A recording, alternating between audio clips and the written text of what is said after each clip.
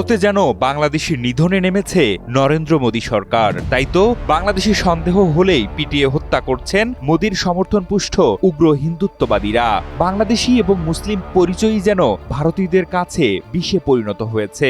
আর সেখানেই নতুন করে যুক্ত হচ্ছে পশ্চিমবঙ্গের বাংলা ভাষাভাষী মুসলিমদের নামও। তাই তো বাংলাদেশি সন্দেহে ভারতীয় মুসলিমদেরই ধারাবাহিকভাবে গণপিটুনি দিয়ে হত্যা করছে উগ্রপন্থী হিন্দুত্ববাদী দুষ্কৃতিকারীরা।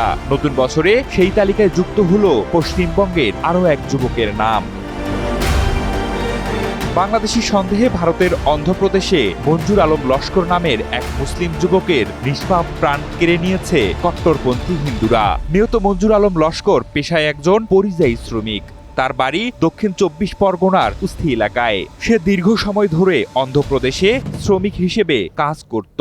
আর গত 21 জানুয়ারি ঘটে তার উপর এই নির্মমতা।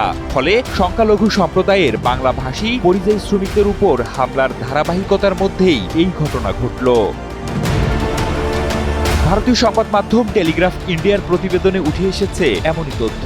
প্রতিবেদনে আরও বলা হয়, অন্ধ্রপ্রদেশের কমারোলু এলাকায় চুরি করার অপবাদ দিয়ে উগ্রপন্থী হিন্দুত্ববাদী দুষ্কৃতীরা মঞ্জুর আলমকে পিটিয়ে খুন করে।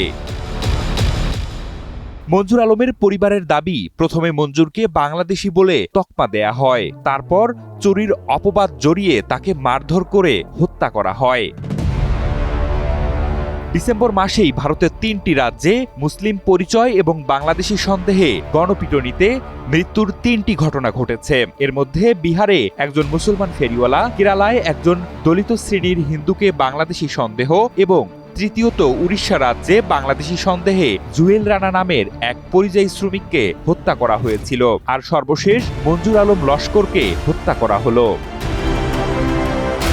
এক বিবৃতিতে তৃণমূল কংগ্রেস বলছে, নরেন্দ্র মোদী সরকার পশ্চিমবঙ্গ থেকে যাওয়া পরিযায়ী শ্রমিকদের নিরাপত্তা নিশ্চিত করতে সম্পূর্ণ ব্যর্থ।